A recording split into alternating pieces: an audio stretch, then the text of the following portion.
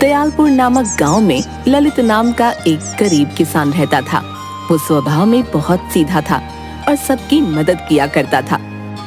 पर इतनी मेहनत के बाद भी उसके घर का गुजर बसर बहुत मुश्किल से हो पाता था। ललित के घर में उसकी बीवी मोना भी थी, जो कि गर्भवती थी। मैं दिन रात खेतों में कितनी मेहनत करता हूँ, परंतु फिर भी हम लोग रूखा सूखा खाकर ही जीवन व्यतीत कर रहे हैं। तुम्हारी ऐसी हालत में तो मुझे तुम्हारे लिए अच्छा खाना पीना लाना चाहिए, परंतु मैं क्या करूं? क्या कभी हमारे पास भी इतने पैसे होंगे कि हम लोग अच्छा खाना पीना खा सकेंगे और आराम की जिंदगी जी सकेंगे? आप इस तरह निराश क्यों होते हैं? आप अपना काम ईमानदारी और मेहनत से करते रहिए। भगवान हमें इसका फल जरूर देगा और हर चीज सही समय पर ही मिलती है। आपने कभी किसी का बुरा नहीं किया, बल्कि जो भी आपसे मदद मांगता है आप तुरंत उसकी मदद करते हैं। भगवान इसके बदले में आपको इसका फल जरूर देंगे। मोना इसी तरह की बातें करके ललित को दिलासा देती रहती थी। ललित का बड़ा भाई रघुवीर भी उसी गांव में रहता था। दोनों भाइयों ने पिता की मृत्यु के बाद आधी आधी जमीन ले ली थी। रघुवीर एक चालाक व्यक्ति था।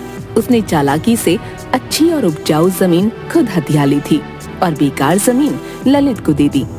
रघुवीर को अपनी जमीन की पैदावार से अच्छा मुनाफा होता था, पर वो कभी भी अपने छोटे भाई की मदद नहीं करता था। इसके बावजूद भी ललित ने कभी कोई शिकायत नहीं की। एक दिन ललित अपने घर से काम के लिए निकल रहा था। सुनो मोना, मैं खेतों पर जमीन खोदने जा रहा हूँ। आज दिन भर मैं वहीं रहूंगा। शाम तक ही काम पूरा हो पाएगा। तुम अपना ध्यान रखना और समय से खाना खा लेना, ठीक है? परंतु क्या आप खाना खाने घर नहीं आएंगे?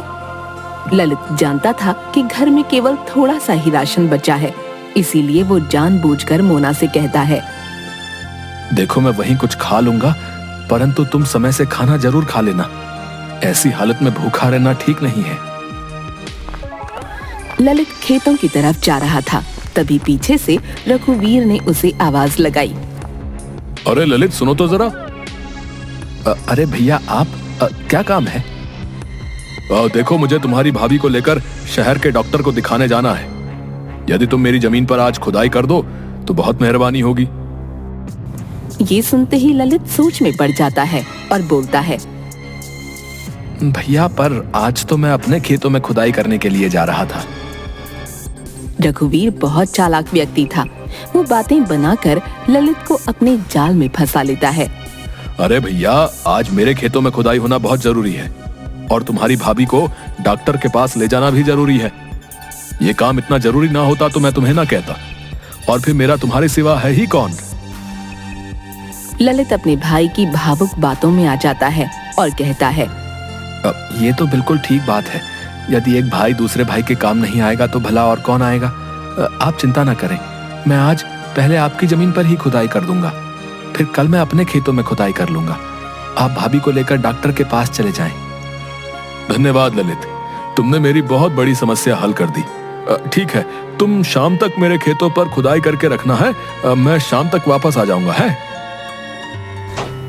इस तरह से अपनी बातों में फंसाकर रघुवीर ललित को अपने खेतों में खुदाई पर लगा देता है और खुद अपने काम से निकल जाता है। ललित पूरा दिन मेहनत करके अपने भाई रघुवीर के खेत की जमीन खोद देता है। शाम को रघुवीर अपने खेत देखने आता है तो वहाँ सारी खुदाई हुई देख मन ही मन सोचता है, कितना बेवकूफ है मेरा छोटा भाई।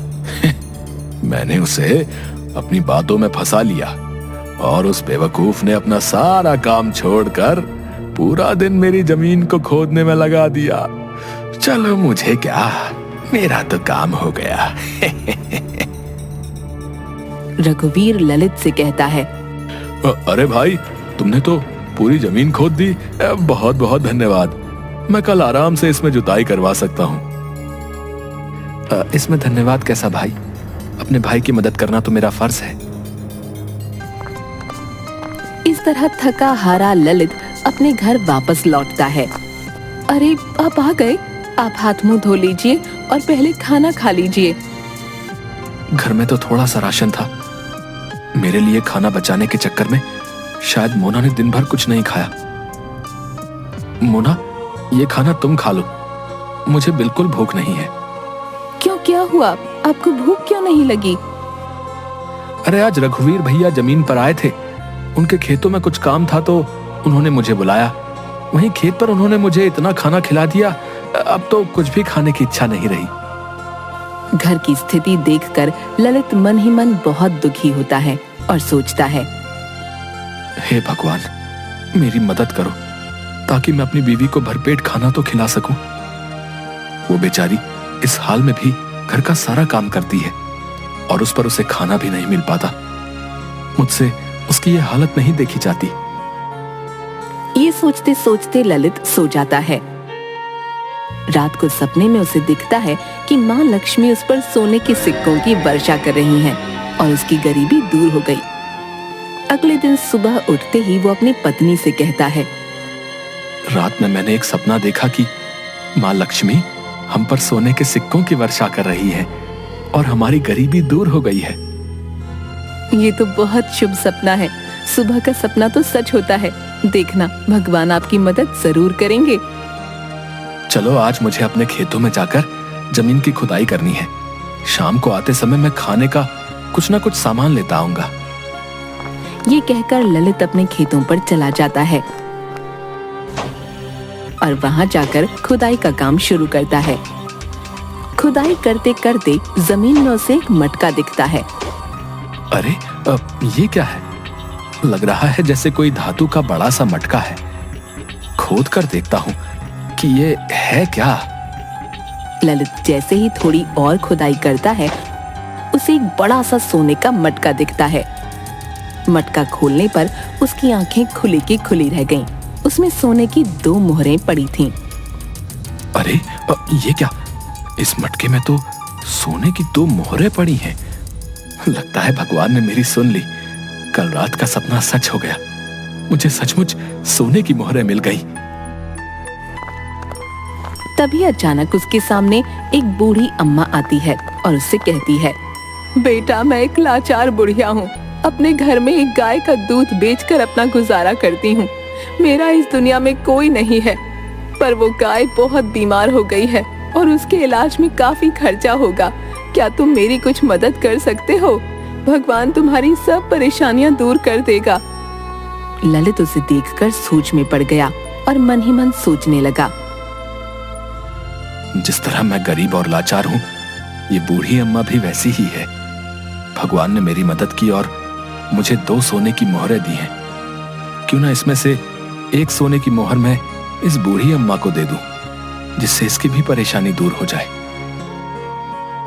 बस यही सोचकर ललित एक सोने की मोहर उस बूढ़ी अम्मा को दे देता है। अम्मा, मेरे पास रुपए तो नहीं है, ये एक सोने की मोहर है। इसे बाजार में बेचकर आपको अच्छी खासी रकम मिल जाएगी, जिससे आप अपनी गाय का इलाज करा सकेंगे।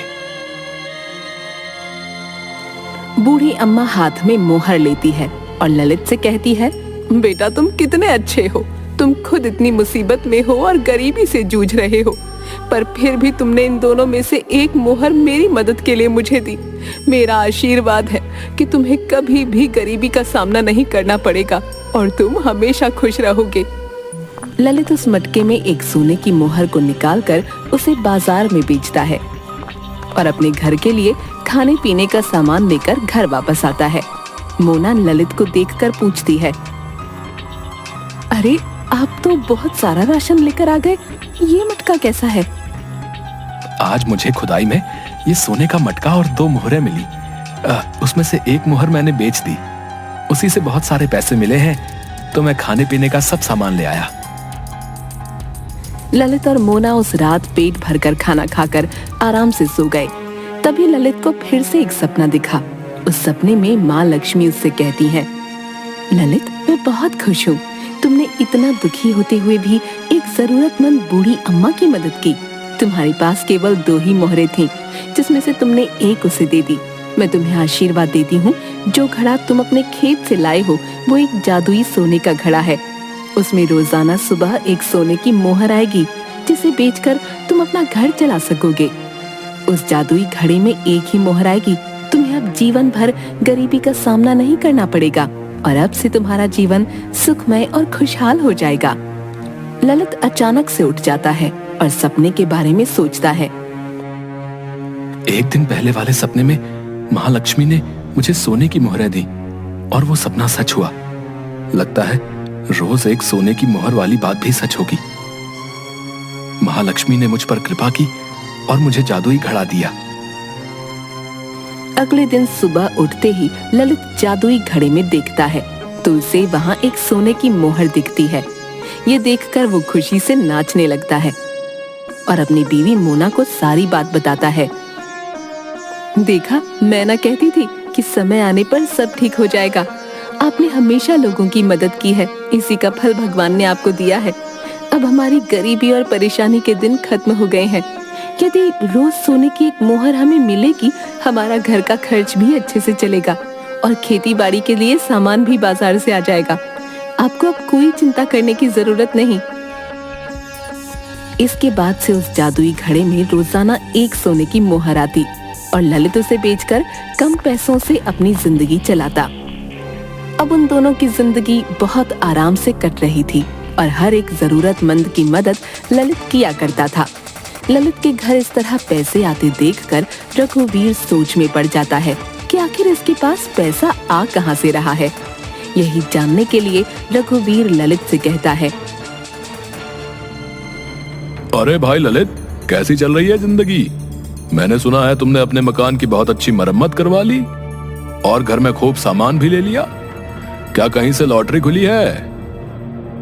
ललित बहुत सीधा था, अपने भाई को सारा सच बता देता है। भैया, मैं आपसे कहता था ना कि मेरी बीवी ने मुझे कहा है कि भगवान हमें हमारी ईमानदारी का फल जरूर देंगे।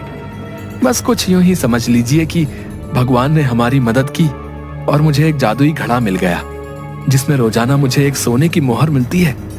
बस उसी से हमारी जिंदगी आराम से कट रही है भैया। सोने के जादुई घड़े के बारे में सुनकर रघुवीर का सर चकरा जाता है और उसके मन में वो घड़ा पाने का लालच आ जाता है। दिन मौका देखकर रघुवीर ललित के घर में चोरी छिपे घुस जाता है और सामने उसे सोने का वो घड़ा दिखाई देता है। अरे, तो ये है जादुई सोने का घड़ा। मुझे तो इसे पाने के लिए कुछ ज्यादा मेहनत भी नहीं करनी पड़ी। चलो, मेरा काम हो गया। इसे अपने घर ले जाऊंगा और रोज इसमें से सोने की एक मोहर लूंगा। रघुवीर जैसे ही उस घड़े को हाथ लगाता है, वो सोने के घड़े से मिट्टी के घड़े में बदल जाता है। अरे, अब ये क्या हो गया? ललित ने तो कहा था कि ये जादुई सोने का घड़ा है, परंतु मेरे छूते ही मिट्टी का कैसे हो गया? अभी मुझे यहां से जाना होगा। फिर किसी दिन मौका देखकर मैं इसे चुराने आऊंगा। रघुवीर उस घड़े को पाने के लालच में 2-3 बार चोरी करने के इरादे से ललित के घर आता है, पर जैसे ही वो उस घड़े को छूता है, वो मिट्टी का बन जाता है। तभी अचानक ललित वहाँ आ जाता है। अरे भैया, आप यहाँ कैसे आना हुआ? रघुवीर उसे देखकर घबरा जाता है और उससे झूठ बोलता है। अब ललित भाई, मेरी मुर्गी पता नहीं कहाँ चली गई। बस उसे ही ढूंढते हुए आया था। मैंने सोचा शायद पिछले दरवाजे से वो तुम्हारे घर आ गई हो, पर यहाँ तो नहीं मिली। अच्छा, मैं अब चलता हूँ। ललित अपने भाई की भावना को समझ जाता है। भाई मटका चुराने के लालच में चुपचाप घर में घुसा है, परंतु मैं उसे कुछ नहीं कहता। उधर रघुवीर भी समझ जाता है। ये मटका भाई को भगवान ने फल स्वरूप दिया है, जिसका जादू केवल उसी के लिए है। ललित की अच्छाई और नेकी का बदला भगवान ने उसे दिया। हमें अपने जीवन में नेकी और सच्चाई से जीवन जीना चाहिए। अगर हम मेहनती और ईमानदार होंगे तो भगवान भी हमारी किसी न किसी रूप में मदद जरूर करेंगे।